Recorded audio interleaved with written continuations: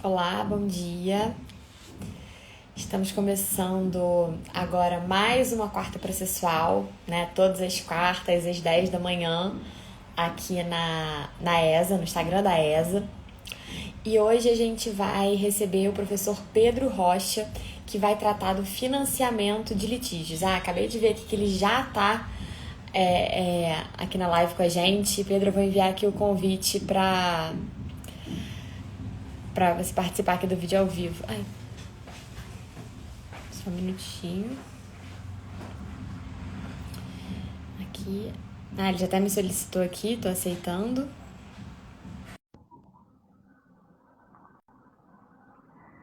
Vamos lá, que deve estar conectando. Enquanto isso, eu vou colocando aqui. Olá! Opa, olá, bom dia, tudo bem? Bom Tudo bom, dia, Natália? Pedro. Tudo bem? E você? Tudo bem, vocês estão me ouvindo bem, não? Sim, te ouço bem, te vejo bem. Você também? Consegue me Não, ver, me sim, ouvir? Tudo certo? sim, por aqui tudo Bom, certo. primeira coisa, eu vou pedir desculpas até a você e a todo mundo que está aqui com a gente, que eu tô até de fone para tentar minimizar o barulho, que tá tendo uma obra aqui no meu prédio, então é uma pequena bateção aqui, mas eu acho que com fone fica um pouquinho melhor. Bom, mas em primeiro lugar, bom dia para você, bom dia a todos. Eu queria, Pedro, agradecer muito a sua participação aqui nas nossas quartas processuais, né, no nosso cantinho virtual que a gente trata de processo civil toda semana. Para a gente é uma grande alegria ter você aqui com a gente. Já era um nome que a gente estava querendo chamar aí há algum tempo e aí eu também quero aproveitar e agradecer ao Michel Gruma, que é o Thiago Cabral, que me ajudaram aí a chegar até você, a fazer essa ponte. Então, em primeiro lugar, eu queria destacar essa grande alegria aqui nossa de te receber nas nossas quartas processuais. E aí eu vou te Valeu, passar a palavra para as suas considerações iniciais, enquanto isso eu vou colocando aqui na ficção do comentário aqui do nosso tema de hoje. valeu, Natália, muito obrigado.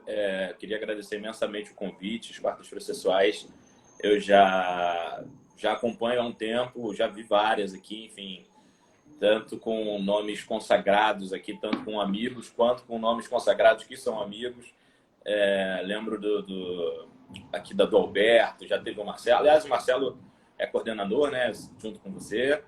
Queria também agradecer ao Marcelo, enfim, e já parabenizar desde logo vocês por esse trabalho que está sendo muito bem feito aqui, muito legal para quem gosta de processo, acho essencial. Peço desculpa para vocês pelo aqui na verdade eu estou um pouco improvisado aqui. Eu estou em São Paulo, eu moro no Rio, mas estou em São Paulo a trabalho e a gente fica aqui num flat, então procurei um ambiente que fosse minimamente, o flat é pequeno, e além de estar um frio do caramba aqui, consegui colocar aqui esse visual minimamente aqui legal, não é um fundo, mas aí acabou ficando um pouco preto, mas tudo bem, acho que dando para ouvir bem, é isso que importa.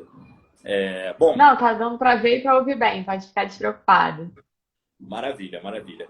A ideia aqui, Natália, quando você conversou comigo, a ideia era, de fato, tratar um pouquinho aqui sobre financiamento de litígios, e que é uma coisa super nova, né? A ideia é, de fato, a gente trocar, bater um papo aqui, não só com você, mas com quem quiser participar, enfim, via chat, ou depois mandando uma mensagem, qualquer coisa que seja, porque eu acho que as pessoas ainda têm muitas dúvidas nesse tema. A gente até, quando conversou, estava pensando em... Eu escrevi já um livro sobre extensão da convenção arbitral, a gente pensou em falar sobre esse tema, mas eu achei que seria mais interessante, e aí você e o Marcelo concordaram que seria legal falar sobre financiamento, porque, enfim, usar essa plataforma aqui da ESA, que tem uma função muito mais de dar. Aliás, a ESA, eu tenho um carinho especial aqui pela ESA, porque foi o primeiro lugar onde eu dei aula. Então, ainda fisicamente, lá na Marechal Câmara, a gente tinha. Quer dizer, a gente não, né? O professor Joaquim Muniz tinha um curso de arbitragem, e acho que até hoje ele ainda tem o curso, né? Evoluiu, virou o curso de prática arbitral. Mas lá foi onde eu dei as minhas primeiras aulas ali. Na época eu era monitor, o Lucas acho que já era organizador, o Lucas Mendes, o João Marçal, enfim. Então, tenho um carinho muito especial pela ESA e eu acho que assim, a ESA é diferente de alguns outros lugares, né, que a gente consegue uma mistura de advogados e pessoas, juristas de todo o tipo de atuação. Né? Então, assim, diferente de você fazer um curso, por exemplo, no CBMA, onde provavelmente pessoas mais focadas em mediação e arbitragem vão participar, na ESA a gente tem aqui pessoas que participam, que militam no direito de família, de sucessões, tributário. Então, um pessoal que às vezes não está ali só naquele mundo da arbitragem. Então, é legal também a gente falar sobre financiamento para que essas pessoas também saibam. E aí, ao longo aqui da nossa hora de encontro, eu vou tentar trazer algumas situações em que o financiamento pode também ser aplicado a uma série de situações que fogem daquela padrão que a gente conhece. Bom, então, feita Exatamente. essa Deixa eu só introdução. fazendo um adendo aí ao que você falou. Eu acho que aqui o ambiente é realmente muito plural, né? E aí a gente e trazer. Quando você sugeriu o tema aí de financiamento de litígios, o que eu achei muito interessante foi trazer o conhecimento de muita gente que está na advocacia e não conhece essa área, ainda é né, um tema novo, super novo ainda, né? Falando assim, francamente, mas tem muita gente que ainda não conhece. Então, eu achei super interessante a gente trazer aqui para as quartas processuais, que é um ambiente tão aberto a todo mundo, né, que fica depois salvo lá no nosso IGTV, e aí abranger todo a gama de advogados, né, dentro do conhecimento desse tema. Então, eu achei super interessante a gente trazer isso aqui para esse ambiente acadêmico, né, da ESA.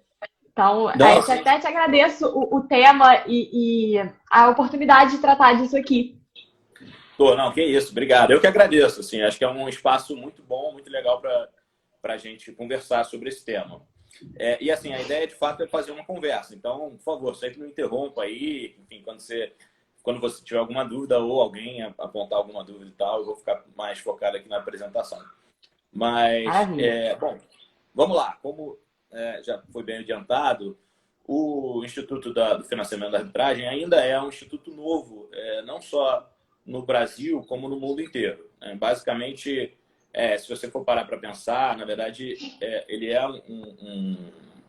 um instituto novo, uma vez estruturado, porque, na verdade, ele já é bem antigo. Lá vem da época de a Fabi, Fabiane, que é hoje a Fabiana, que hoje acho que é professora da Mackenzie e tal de direito comercial, ela fez uma das primeiras monografias que falou sobre third party funding aqui no Brasil. Ela é formada pela PUC, Fabiana Almeida, para quem quiser pesquisar. E lá ela traz um histórico interessante, dizendo que na verdade o financiamento de litígios já era utilizado desde a época das disputas de terras feudais e tal, onde às vezes existiam algumas lutas ali por terras e alguns senhores acabavam financiando pessoas dos seus feudos para que elas ganhassem nas batalhas judiciais, né, que fugiam ali as batalhas físicas, também eventualmente alguns direitos de terra, e aí ele, por consequência, aumentasse o seu feudo, né, digamos assim. Mas, além disso, obviamente, isso foi passando de tempo em tempo. Houve, na época, o governo inglês ficou muito preocupado porque esse financiamento estava começando a tirar um pouco o foco e as terras também do governo inglês, que eles eventualmente iam perdendo ali também. E aí isso foi criminalizado e proibido durante uma boa época, mas uma época lá atrás. Por quê? Porque simplesmente não era muito conhecido e era ruim para o governo como um todo. A gente vai ver que a evolução dessa criminalização do maintenance, que a gente chama, que, enfim, como é chamado lá na Inglaterra, isso passou por um período de adaptação, continuou sendo feito de uma forma não tão transparente. E aí, nos anos 90, principalmente ali, acho que se não me engano, em 93, lá na Austrália, houve uma lei em que, já no ano 90, teve um precedente na Inglaterra autorizando o uso, e em 93 isso foi normatizado lá na Austrália, a possibilidade de se fazer o financiamento dos litígios. Como que iniciou, basicamente, a prática do financiamento estruturado.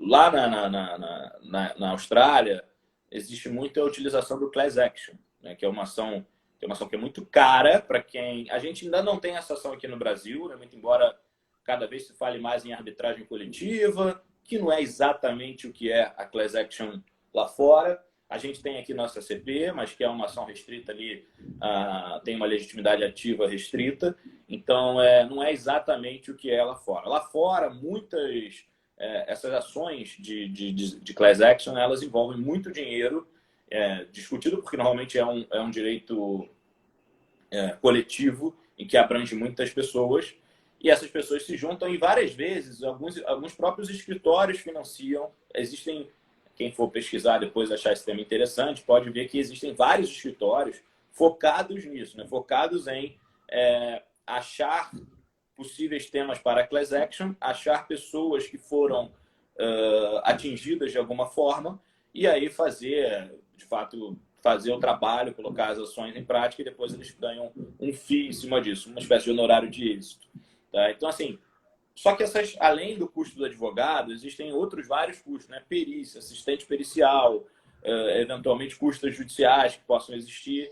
Então, isso... E as pessoas que normalmente são atingidas nesse tipo enfim, que pleiteiam essa indenização, normalmente elas são ou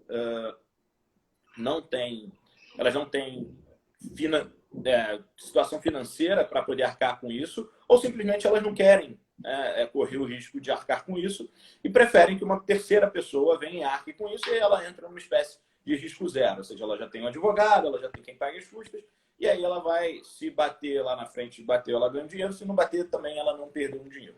Então, na Austrália, o financiamento de litígio iniciou desenvolvendo muito mais nessa parte de class actions. Por quê? Porque existe uma outra diferença processual grande, que a gente está aqui nas quartas processuais, o pessoal que já estudou tutela coletiva sabe que existe o sistema de opt-in e opt-out. Né? Então, na Austrália, o sistema é de opt-in. Então, a pessoa tem que se habilitar para participar daquela class action.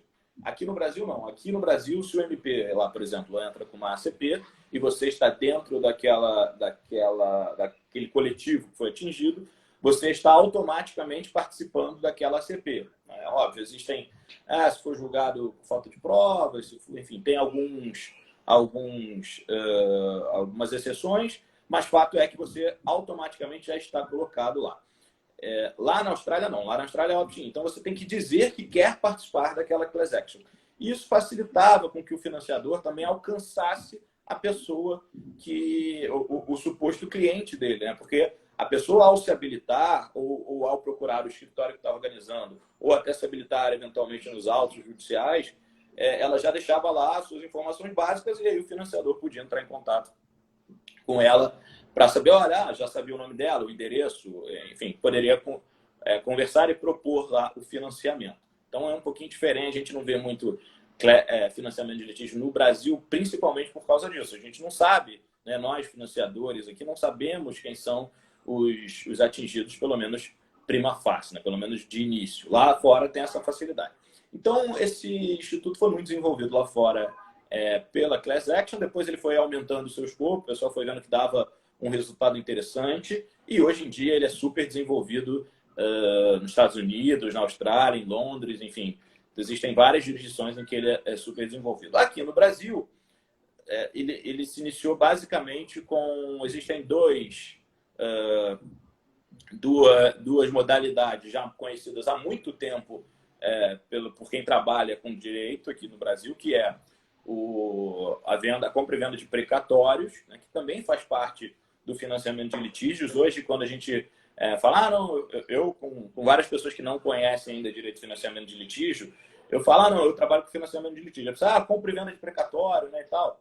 Também, óbvio, isso faz parte e é um passivo grande, com bilhões e bilhões de reais, com devedor que melhor seria impossível, que é o Estado, muito embora no Brasil até o passado seja incerto. Então, a gente, volta e meia, tem algumas surpresas lá nos precatórios. Está marcado para pagar daqui a 1 ano, 2, viram 5, viram 8, enfim. Mas fato é que algum dia, sabe-se lá quando, isso vai ser pago porque é contra o Estado e o Estado, em tese, tem dinheiro, né? Diferente de quando você está com uma dívida contra uma pessoa física ou jurídica que pode falir, pode quebrar, enfim, tem uma série de restrições. Então, assim, existe a compra e venda de precatório, isso já existe há muito tempo. Acho que hoje todos os financiadores de litígios fazem, mas e existe também um outro tipo de financiamento de litígio que também é feito há muito tempo no Brasil, mas que passa aos olhos das pessoas muitas vezes, que é o trabalho com o pagamento, o trabalho do advogado com o pagamento no êxito, né? 100% no êxito. Isso as pessoas, mas isso é financiamento de litígio? Não deixa de ser. Por quê? Hoje você está dando algo para que tem um valor pecuniário, né? No nosso caso aqui, no nosso financiador, quem trabalha com fundo, ele dá dinheiro em troca de um prêmio em dinheiro maior lá na frente ou perder o dinheiro. A gente já vai explicar mais para frente um pouquinho como que isso funciona exatamente. Mas o advogado, quando ele está trabalhando 100% no êxito, ele também não deixa de estar dando dinheiro. Que dinheiro é esse que ele está dando? É o trabalho, o serviço dele de advogado. Todo serviço, né, ele deve ter uma remuneração. Então, ali, ele está abrindo mão de receber o prolabore dele, a remuneração do serviço dele, para dar um serviço gratuito, para que lá na frente ele receba mais do que, quer dizer, ou seja, o serviço dele mais um prêmio. Então, o advogado que trabalha 100% no êxito, ele também, de alguma forma, está fazendo um financiamento de litígio. Okay? Então, assim, entendido isso, só para explicar, então, que já existe também financiamento de litígio no Brasil há bastante tempo. Mas ele estruturado na forma de fundo, na forma de uma consultoria especializada nesse assunto, basicamente, pelo menos o que eu tenho informação, é que a Leste, lá que é onde eu trabalho, né, já fazendo aqui um jabá, ela é a primeira gestora a ter uma consultoria especializada no assunto, que é a Leste Litigation Finance. Então, qual é a diferença de você ter lá uma equipe de crédito estruturado e eventualmente comprar um precatório? Ser um advogado e eventualmente fazer um honorário, um processo ali no honorário de êxito. A diferença é que você agora tem uma estrutura que observa coisas, primeiro, observa profissionalmente essas duas oportunidades que existem e observa N outras situações, dentre elas alguns litígios, alguns por exemplo, pré-precatórios, alguns litígios que ainda estão por se iniciar, o financiamento de arbitragem, que é o que a gente também vai falar hoje aqui ao longo do nosso encontro. Então, uma estrutura profissionalizada traz muito mais do que simplesmente você trazer, enfim, fazer ali uma coisa ou outra além da sua atividade padrão. Bom, mas então, só fazendo um comentário aqui sobre o que você falou, eu acho que esses exemplos que você deu de financiamentos já existentes, que já estão na prática da advocacia, acabam facilitando muito a compreensão de que isso é uma prática que já existe, que já acontece e que o que a gente está tratando hoje é de uma prática profissionalizada disso, né? De você ter uma análise específica só de financiamento de litígios. Não é só o advogado que trabalha no êxito, que para você trabalhar no êxito, você também precisa fazer essa análise para você assumir esse risco de trabalhar de graça um processo inteiro. Sabe-se lá quanto tempo, né, leva. A gente sabe que o judiciário está completamente assoberbado, que o tempo de duração das ações judiciais ainda é muito alto, da execução em si, que é só depois da fase de execução que você vai receber os seus honorários. A gente sabe que o gargalo, né, do cumprimento de sentença e da execução em si são enormes. E o advogado topa, né?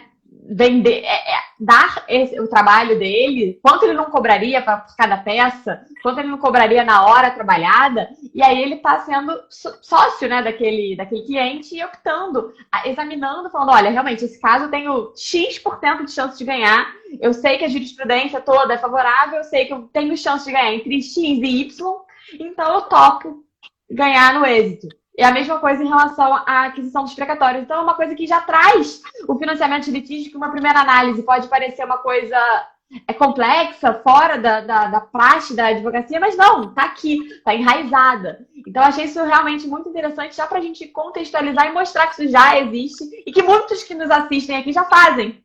Então, ou pelo menos já fizeram. Então, eu acho que é super interessante para desmistificar, né? Nesse primeiro momento.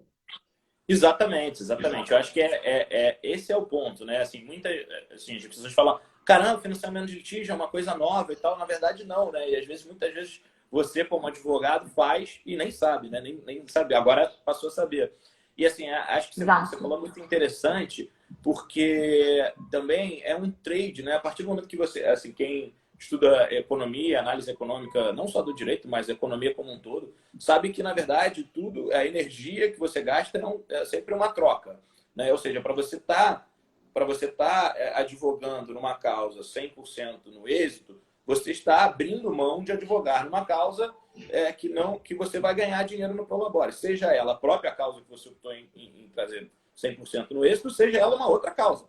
Então, eu poderia estar, em vez de trabalho fazendo essas petições aqui para essa causa, eu poderia estar trabalhando uma outra causa e ganhando meu dinheiro lá naquela outra causa. Então, que você bem mencionou, é muito importante que o advogado saiba também, começar a partir de agora, pelo menos quem quiser ter talvez essa mente um pouco empreendedora, de começar a pegar uma ou outra ação mais no êxito, para que possa lá na frente ter um retorno melhor do que teria se fosse só no Prolabore, fazer essa análise, entender o que é importante, né? Por que a duração a duração do processo é importante. O que é uma taxa de retorno positiva? É melhor eu cobrar agora, sei lá, 15 mil de prolabore, ou é melhor eu cobrar 10% no êxito, se eu acho que isso daqui vai me retornar daqui a tanto tempo. Então, é interessante que o advogado também passe a ter essa noção de dinheiro no tempo, de economia e tal. E aí eu já até antecipando aqui, ele até recebeu lá, eu já enviei para você, mas por sigilo, eu vou publicar um artigo, já publiquei numa coletânea no Litigation 4.0 da Thomson Reuters, que fala um pouquinho de financiamento de litígio, e vou publicar uma outra numa espécie de continuação do Advogado da Manhã, que é um livro com a coordenação do Bruno Feigson, Daniel Becker e Giovanni, falando um pouquinho sobre isso, né? Falando que hoje em dia os advogados precisam ter uma noção melhor de economia. Primeiro, para ajudar a advocacia dele, porque eu acho que principalmente quem trabalha com direito civil, comercial, né, direito privado. E segundo, para que ele também possa começar a entender e se dar bem dentro daquilo que ele pode fazer. Eu já tenho vários amigos, por exemplo, tem um amigo meu que trabalha com direito imobiliário, e aí o pai dele é um dos principais advogados de direito imobiliário e tal. Não vou falar o nome dele aqui, porque eu não sei se ele porque eu vou falar aqui uma coisa que ele estava querendo fazer. Ele viu que eu estava trabalhando com financiamento de litígios, a gente conversou bastante. E ele falou, cara, quer saber? Eu vou começar a fazer uns investimentos meus aqui. Então, por exemplo, ele tinha lá um cliente que tinha uma dívida alta de condomínio e que já não queria mais aquele condomínio. Então ele falou, cara, de repente eu pago essa dívida dele e tomo esse imóvel dele e tal. E o cara é advogado imobiliário, sabe fazer todos esses trâmites. Né? Não precisa pagar um advogado para fazer. Então ele sabe fazer o contrato, sabe passar lá a escritura para o nome dele, fazer o registro e tal. Então isso é uma coisa que ele pode vir a ganhar bastante dinheiro. Outra coisa, no inventário, um cara, um herdeiro aqui, era um herdeiro único, mas ele é um cara que mora fora, é estrangeiro, e eu estou fazendo o inventário dele, ele já falou para mim para eu vender isso aqui, que ele não tem nenhuma vontade de comprar. Então, será que não vale a pena eu, o próprio advogado, ali, de repente, falar com ele, cara, quer me vender? De repente, é uma oportunidade boa para você, você compra com ele, vende ali mais caro. Então, é interessante, cada vez mais, os advogados terem esse estudo, essa noção da economia, para que eles também passem a ser players ali desse mercado. Então, assim, só para concluir essa primeira parte, não sei se tem alguma colocação, alguma pergunta, para a gente passar ali para uma segunda parte, que seria mais aí sim a parte teórica, e como que funciona, de fato, o litígio Não, na prática. acho que a gente pode avançar, que eu acho que o pessoal está querendo já realmente saber como é que isso funciona, né, na prática. Não, beleza. Então, vamos lá. Como é que funciona? Bom, primeiro tem só para fazer uma introdução aqui teórica também, né? O financiamento de litígio, ele é hoje muito bem aceito, até pela própria jurisprudência, porque de alguma forma, e na verdade de uma forma bem objetiva, bem específica, ele traz o que vários estudiosos do processo, e aqui a gente está nas quartas processuais, já desenvolveram, que é o foco no acesso à justiça. Né? E aí o foco no acesso à justiça no efetivo e o foco no contraditório participativo substancial. Por quê? Porque, para quem não lembra esse conceito, contraditório substancial é aquele contraditório em que você, de fato, tem a possibilidade de inferir na decisão final do juiz. Quem defendia muito isso era o professor José Carlos Barbosa Moreira, era uma pessoa que era talvez aqui um dos deuses do direito processual civil brasileiro, e ele dizia, olha, não é para você contradizer, não é para você contestar, não é para você entrar meramente com um contraditório.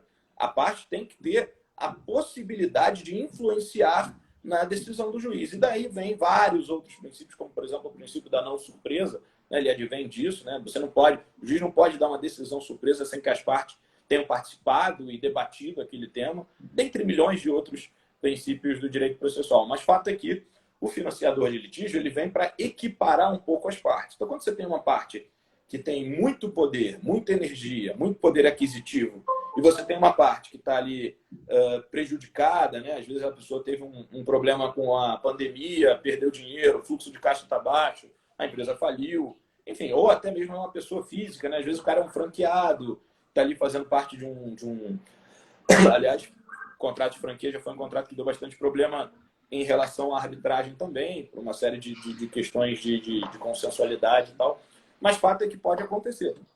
Então, quando o financiador entra na jogada, aliás, o Léo Viveiros de Castro, que é meu chefe aqui, um dos papas brasileiros aqui no assunto, ele tinha uma apresentação que é uma apresentação que...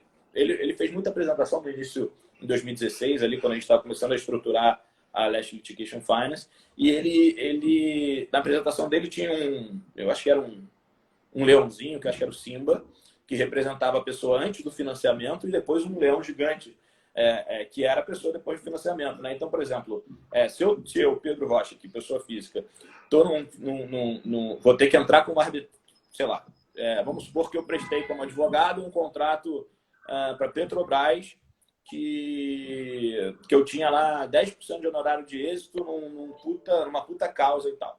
E aí eu fui lá e ganhei, e sei lá, tenho 10 milhões, 15 milhões a receber, quem dera. Mas vamos lá, vamos supor que eu tenho aqui 15 milhões para receber, mas lá no meu contrato de honorário tinha uma cláusula compromissória, que qualquer dúvida eu ia resolver por arbitragem e tal. E aquela ali virou a ação da minha vida, e depois a gente vai conversar aqui que várias pessoas, tem várias oportunidades que a gente recebe que normalmente são ações da vida da pessoa, mas aí a ação vira aquela da minha vida, eu faço tudo para ganhar aquela ação, abro mão de todas as outras ações, que falo, cara, vou dar um gás aqui, vou gastar todo o meu tempo e energia aqui, porque eu vou ganhar e lá na frente eu vou ganhar 15 milhões de reais e isso vai me dar uma boa margem de segurança durante anos aqui na carreira. Então o cara abre mão disso, ele vai lá, ganha e depois... Estou usando a Petrobras aqui só como um exemplo, tá? Daniel, não fique chateado comigo, que é o diretor lá da Petrobras, eu sou de arbitragem da UERJ e tal. A Petrobras é uma boa pagadora, enfim, mas eu só lembrei da Petrobras porque ela é um grande player do mercado de arbitragens, né? Hoje é uma das empresas que mais tem arbitragens em curso no Brasil, mas poderia ser outra qualquer empresa. Mas vamos supor que é a Petrobras lá, porque ela é uma empresa AAA, tem bastante dinheiro para pagar, mas de repente ela não quis me pagar, né? Então ganhei a causa, ótimo, trânsito em julgado, Petrobras já recebeu e ela não quis me pagar meus honorários sucumbenciais. E lembrando que sucumbenciais não, perdão. Meus honorários contratuais disso. E lembrando que eu fiquei aquela causa ali só para isso. Então, assim, eu já não tenho outra fonte de renda. Só a minha fonte de renda era aquela. Então, se eu e tinha lá aquela cláusula compromissória, eu vou ter que fazer uma arbitragem para cobrar a Petrobras do meu dinheiro, dos meus honorários, eu não tenho dinheiro para pagar. E a Petrobras, sabendo disso, de repente ela vai virar e vai falar, olha... faz o seguinte, sufoca ele financeiramente aí, porque lá na frente a gente faz um acordo. Em vez de pagar 15, ele está sem dinheiro, está sem energia, vai ter que entrar com a arbitragem, que é um custo caro. Lá na frente a gente paga 1 milhão, 2 milhões para ele, que tá bom demais, e aí ele entuba esse resto, né? Então, assim, isso pode acontecer, acontece na prática, não com a Petrobras, pelo menos que eu tenha visto, mas com várias outras empresas, tá?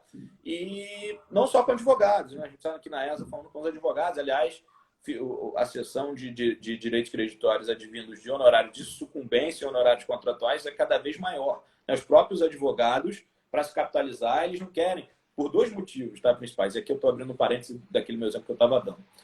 O motivo principal é que muitas vezes ele não quer se desgastar com o cliente, então ele não quer cobrar, ter que cobrar o cliente judicialmente, que é uma situação sempre chata, né? Você entrar com uma ação de cobrança de honorário.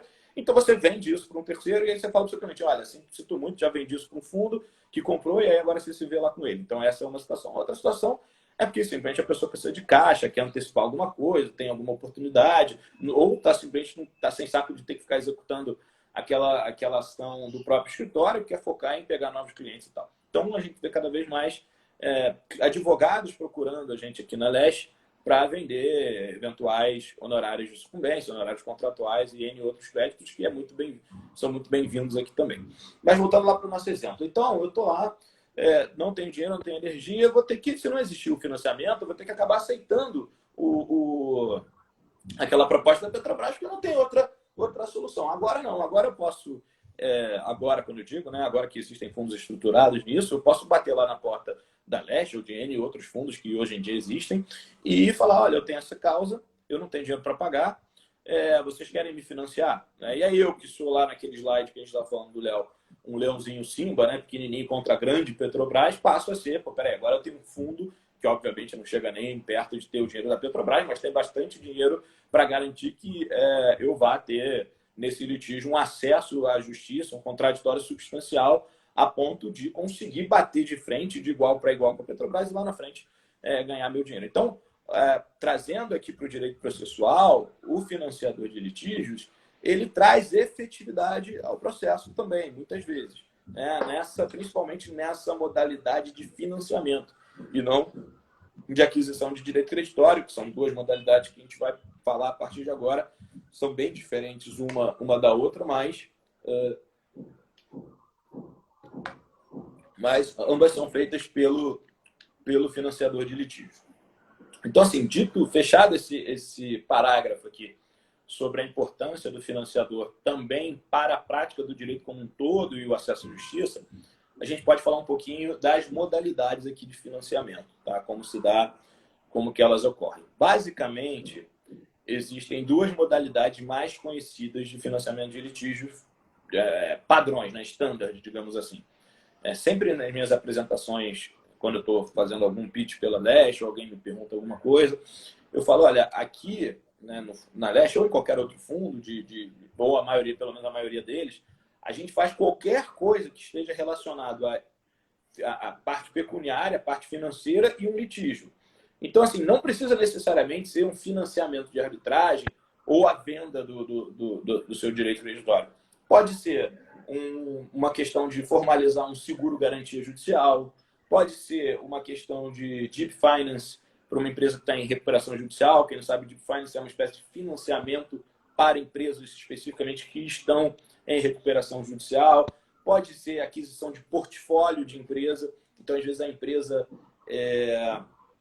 ela quer se livrar, ela fala assim, pô, olha, eu sou uma empresa, sei lá, de geração de energia eólica e eu estou com muito passivo judicial, tanto passivo quanto ativo judicial. Então, tem lá uma questão tributária grande que eu vou receber, eu tenho lá mas eu tenho passivo trabalhista aqui também. E aí eu estou tendo que gastar tanto energia do meu jurídico interno, que poderia estar vendo questões da Enel, questões de contrato de energia, outras questões, para ficar tocando e cobrando os advogados externos e tal desses casos. Então, quer saber? Eu quero me livrar disso tudo. Vou fazer um pacote e vou vender lá para o Pedro ou para quem quer que seja que queira comprar isso. Mas daqui a pouco a gente volta para falar especificamente dessas duas. Vamos falar das padrões, né? A primeira delas é a aquisição de direito creditório, tá? Então, você tem uma ação em curso e você quer vender essa ação no todo ou em parte, porque você já está lá há muito tempo naquela ação, você não quer mais gastar energia, você está precisando de dinheiro agora,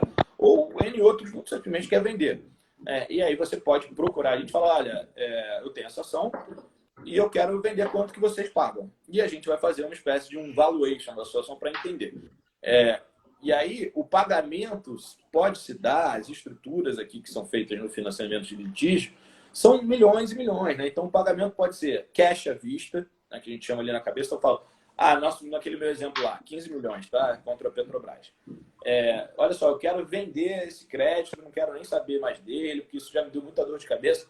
Leste, quanto você me paga? Aí eu vou ver lá, vou analisar, né? A nossa equipe da Leste, que é uma equipe bastante plural em termos de de conhecimento, né? A gente tem 6 advogados, 2 ou 3 economistas, engenheiros, o pessoal especialista em análise de crédito, de risco e análise de crédito também. Então a gente tem, daqui a pouco a gente fala um pouquinho também de como é uma equipe multidisciplinar, né?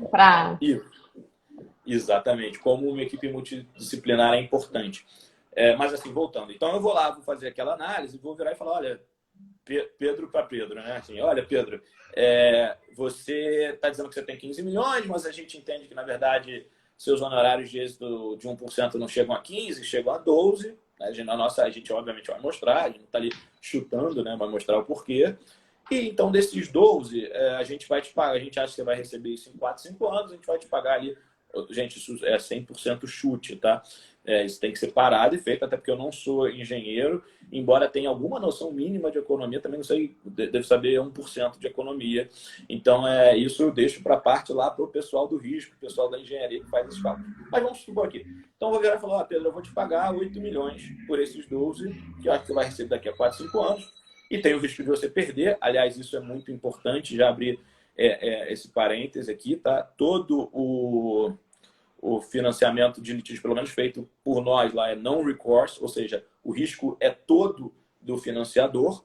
Então, se a gente perde a ação, se a gente comprou uma ação ou financiou uma ação e essa ação é perdida, pode acontecer, embora seja muito difícil pela análise que é feita, mas pode acontecer, a gente não cobra da pessoa o dinheiro. O risco é todo nosso, a gente, fundo aqui, que perdeu o dinheiro. Então, a pessoa entra numa espécie de risco zero. Então, lá, voltando para o nosso exemplo, eu viro para o Pedro e falo, olha, eu acho que é 12 milhões, vou te dar 8 à vista. Você aceita isso? Aí eu posso aceitar. Então, beleza, recebo meus 8 milhões à vista. E a Leste subroga, não, né? Subroga é um outro instituto. Mas a Leste compra meu direito creditório e aí vai lá e processa a Petrobras. Ou eu posso virar e falar assim, não, peraí, Leste, 8 está muito baixo. Eu acho que é 15, vocês estão falando que é 12. Vamos fazer um outro sistema aí e tal. E aí a gente pode fazer em outro sistema. Falar, olha, eu acho que é 12, então eu vou comprar 8, eu vou te pagar até 12. O que passar de 12 é seu. De repente eu ganho 15, então eu ganho os 8 agora e ainda ganho 3 depois. Ou não, o Leste, quero vender só a metade. Vocês compram 50% por 4 milhões, então em vez de 100% a 8? De repente sim. Então aí eu ainda fico lá com 50% do meu investimento, eu junto ali da Leste, viramos sócios e a Leste tem 50%. Então, assim, são N possibilidades disso ser feito e também com processos judiciais. Aí, assim, também, enquanto a gente vai conversando aqui, como eu disse lá no início, tá? A ideia é a gente conversar, trocar aqui uma ideia. Eu vou lembrando de coisas e vou falando aqui para tentar passar o máximo de informações para todo mundo. Hoje o mercado já é avançado. Então, existem casas e casas de direito que fazem financiamento de litígio. Uma casa prefere o financiamento que vai virar em 1 ano, né, que vai render dinheiro em 1 ano. Outra casa prefere o que vai render em 12, 15 anos. Aqui na Leste, a gente prefere normalmente causas que vão virar em 4, 5 anos, não muito mais do que isso. E aí, assim, isso tudo para dizer o quê? Eu tenho, muitas vezes as pessoas chegam aqui para a gente e falam assim, olha, eu tenho uma causa que eu ainda não ajuizei, mas que é muito boa, ela é judicial, ela não é uma arbitragem, e eu queria vender ela antes de eu ajuizar. E aqui na Leste, a gente, na grande, gigantesca maioria das vezes, fala que não faz, porque hoje uma ação no judiciário, antes de ajuizada, se você tem 2 advogados médios, ela vai durar aí 10 anos no mínimo, né? Entre primeira instância, segunda instância, agravos, Brasília e tal. Então, até você ter o dinheiro na mão, ela vai demorar 10 anos. Então, isso foge um pouquinho da nossa estratégia. Agora, existem outros fundos que fazem. Né? Então, você pode vender uma ação judicial antes de entrar com ela. Aqui, normalmente, a gente pega uma ação que está ali, já tem uma sentença, já tem até um acórdão e ainda vai para o STJ, a pessoa não aguenta mais esperar, tem uma perícia bem feita, até para dar para a gente uma possibilidade de fazer um valuation bom para os dois lados, né? Para ter alguma previsibilidade. Por quê? Se a gente começa com uma ação que a gente não tem noção nenhuma de quanto que ela vale, é evidente, aqui nós somos um fundo no mercado financeiro, eu trabalho no mercado financeiro. Ninguém aqui está jogando para perder dinheiro, né? Tá todo mundo jogando para ganhar dinheiro. E agora, é interessante que seja bom para os dois lados, porque a gente ganha dinheiro e a pessoa também sai feliz, Amanhã a pessoa tem outra causa que ela quer financiar, ela vai me procurar, enfim, vai virar uma espécie de meu cliente ali disso também. Mas, no final do dia, está todo mundo querendo ganhar dinheiro. Diga, você vai... E aí eu acho que é interessante a gente. Acho que é uma pergunta que está na cabeça aí de muita gente, é como é que isso funciona na prática? A parte contrária pode saber que eu vendi o meu crédito, eu vendi o meu litígio, ou mesmo meu direito de entrar com a ação, isso pode, isso não pode? Como é que isso funciona? Eu acho que essa é uma pergunta que está surgindo aí e que é uma questão realmente muito importante, né, para o financiamento de litígios.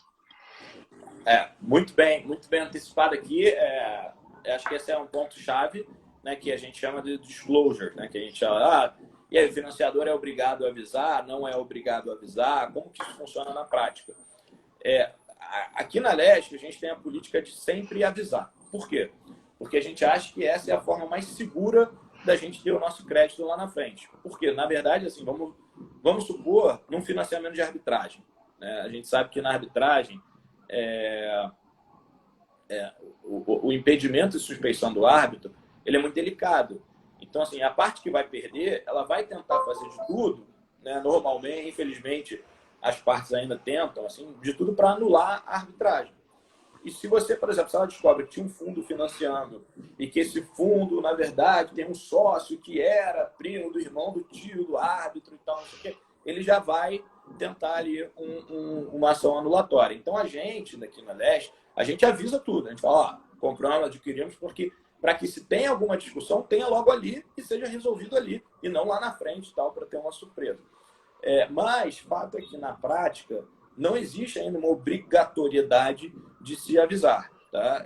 No judicial não existe essa obrigatoriedade e na arbitragem não existia até talvez 1 ou 2 anos atrás. Agora as principais câmaras têm soltado resoluções no sentido de que os fundos têm que avisar que estão financiando. Então, por exemplo, eu sei que a CCI já tem algo nesse sentido, eu sei que a CCBC já tem algo nesse sentido, tá? CCI, Câmara de Comércio Internacional, CCBC, Câmara de Comércio Brasil-Canadá, são as duas. CDMA, se não tem, eu sei que está desenvolvendo, se bobear, acho que até já publicou, enfim, estou um pouco por fora, mas eu sei que estava desenvolvendo. Então, a tendência é que isso seja normatizado na arbitragem, pela questão do impedimento de suspeição.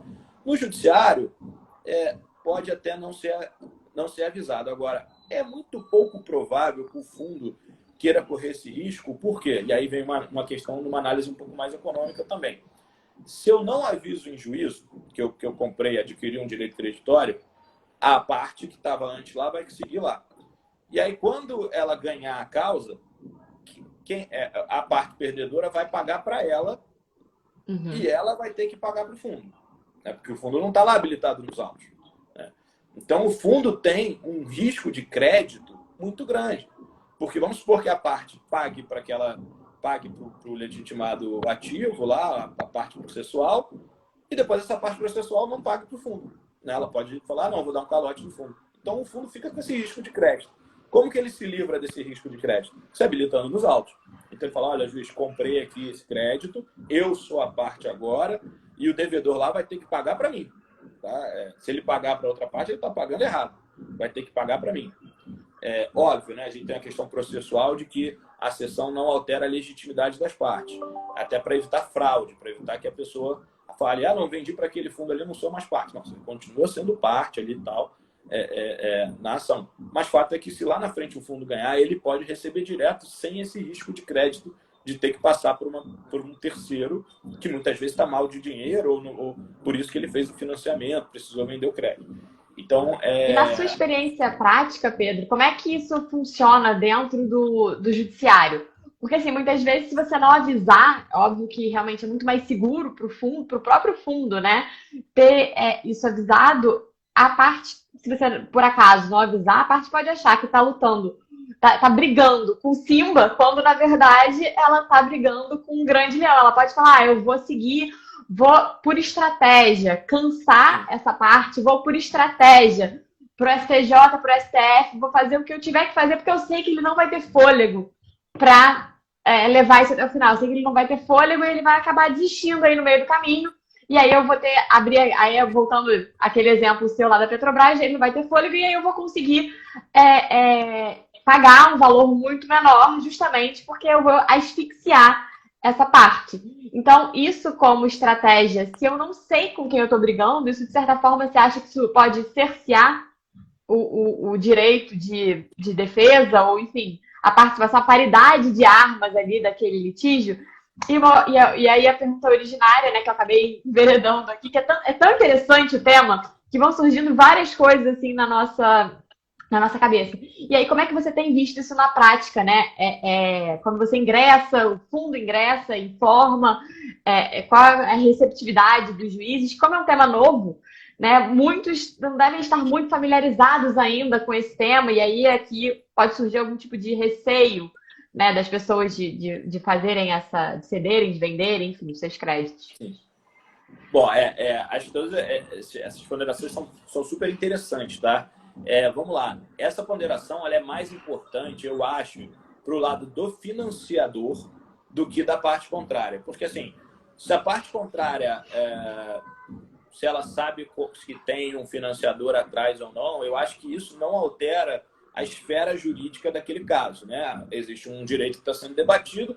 Se esse direito é contra uma pessoa física ou contra um grande fundo, interessa que aquele direito está sendo debatido, né? Isso, inclusive, é uma das coisas que eu critico, eu acho que eu critiquei naquele primeiro artigo, e é uma das coisas que eu mais bato, assim, quando, por exemplo, essa questão do disclosure, ela é debatida, às vezes, em seminários de arbitragem, né? E o financiamento, sem ser aquisição do direito, que até acabei não falando da outra modalidade, mas o financiamento... Eu te cortei, desculpa. Não, mas é porque foi um assunto super relevante, a ideia é essa mesmo, é de bater papo mesmo. Então, assim, na arbitragem tem mais financiamento que a outra modalidade, que a gente até fala aqui antes de acabar. Mas alguns árbitros, eles pedem, além do disclosure, né, além de você falar, olha, essa parte está sendo financiada, eles pedem que seja juntado o contrato do financiamento. E assim, isso ao meu modo de ver, é um completo absurdo. E isso, graças a Deus, vem sendo rechaçado pelos tribunais arbitrais, pelo menos que a gente tem visto na prática. Por quê?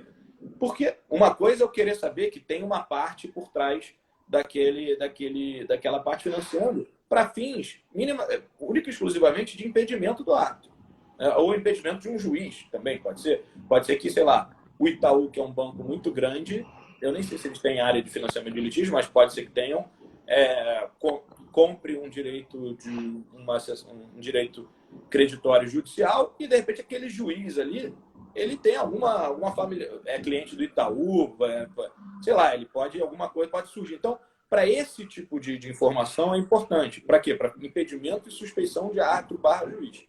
Então, entender que aquele fundo está ali é uma coisa. Saber quanto que o fundo vai ganhar, quanto que o cara vendeu, quanto... Para que isso interessa ao juiz ou ao árbitro? Ou para que isso deveria interessar? Assim, o cara tem que estar ali focado no direito. Ele não tem que falar, não, peraí, se o fundo ganhar 10 milhões, eu vou julgar de uma forma. Mas se ele ganhar 20, aí eu acho que eu julgo de uma outra forma. Porque também 20 já é muito para aquele fundo. Você não tem que estar atento a quanto que alguém está ganhando ou deixar de ganhar. Você tem que estar atento ao direito que está sendo julgado, né? E, por sorte, a doutrina, embora ainda muito embrionária, venha seguindo nesse sentido, de que o disclosure é importante ser feito, mas os termos do negócio, assim, não interessam a ninguém além daquela parte e outra. E, caramba, peraí, deixa eu só... Eu acho que eu tenho um limitador de Instagram aqui, porque senão eu fico muito tempo, e ele tocou. Então, se eu cair, daqui a pouco eu volto, porque pode ser que ele feche aqui, mas daqui a pouco eu volto. Mas vamos lá enquanto isso. Então, o que você falou, não, contra quem eu estou litigando, isso, em tese, não faz tanta diferença em termos negativos para a parte contrária, né? Então, você fala, pô, agora, profundo é interessante, aí eu já falo até uma questão, um caso prático que a gente teve aqui na Leste, que foi o caso que a gente brinca que a gente teve retorno infinito, porque a gente não chegou a colocar nenhum dinheiro e quando a gente anunciou que passou a financiar a parte contrária, o outro lado veio e falou, putz, agora eu estou contra um fundo, não vai mais dar para ficar asfixiando essa pessoa, vamos fazer um acordo. Estou numa mesa, fez um acordo, e se a gente botar R$1, só porque a gente avisou que estava no caso, a gente teve o nosso retorno lá e tal. Então, assim, eu acho que é mais mais proveitoso para o fundo do que para a parte contrária ali ter essa discussão, até porque isso também é uma efetividade da justiça, a tendência é que acabe logo, né? A pessoa asfixiar a parte contrária não é uma atitude legal de ser feita da parte, muito embora seja muito feita na vida. E agora, um outro ponto, só para concluir aqui essa questão do disclosure, que efeito isso dá na cabeça do julgador. Então, assim, eu já tive... a doutrina é engraçada porque tem gente que fala dos dois lados. É óbvio, isso é uma coisa um pouco mais psicológica, mas eu já conversei uma vez até com meu amigo Bernardo Lativier, que é, enfim, também processualista, escreveu sobre o tema uma vez, e ele falou, olha, é engraçado, tem gente que defende que o julgador tende a ficar mais receoso quando tem um fundo do outro lado, um fundo entra, adquirir o direito crestório ou está financiando, e aí ele fala, não, ele passa a julgar assim de uma forma tipo, não, aquele cara é um coitadinho, agora ele é um fundo, então vou ser mais duro com ele. Então tem um cara que pensa assim, agora tem gente que pensa do outro lado, pensa assim, pô, peraí, se um fundo adquiriu esse direito, é porque esse direito é bom, porque senão o fundo não teria adquirido. Então tem que olhar com outros olhos, porque professores de direito, pessoas especializadas,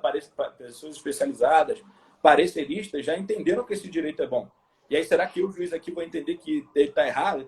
Então, tem gente que entende que é ruim quando você faz o disclosure, tem gente que entende que é bom. O fato é que tem que ser feito e aí vai depender do juiz ali, enfim, quem está julgando.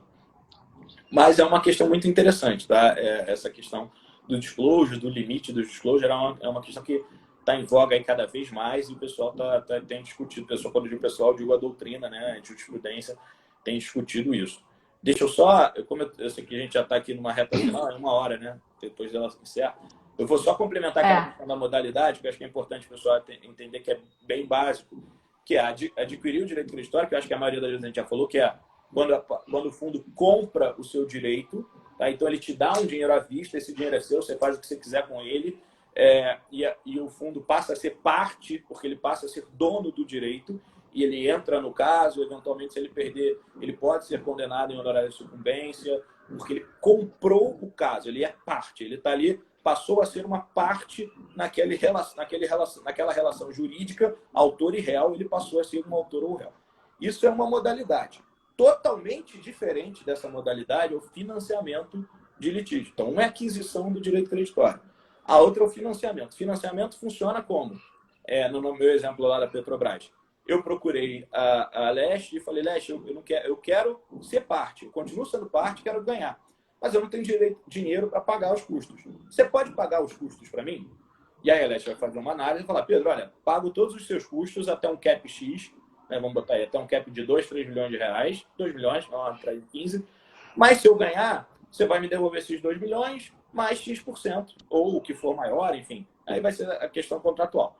Nessa modalidade, repara a diferença. Aqui, o financiador não deu dinheiro para a parte, ele não comprou o direito da parte. Ele está patrocinando a parte. Então, aqui, o financiador não é parte no litígio, ele não entra no polo passivo, no polo ativo, nem nenhum dos polos, ele não pode ser condenado em sucumbência, em qualquer outro tipo de... Por quê? Porque o relacionamento jurídico dele é financiador-financiado. É um relacionamento jurídico dentro de uma caixinha.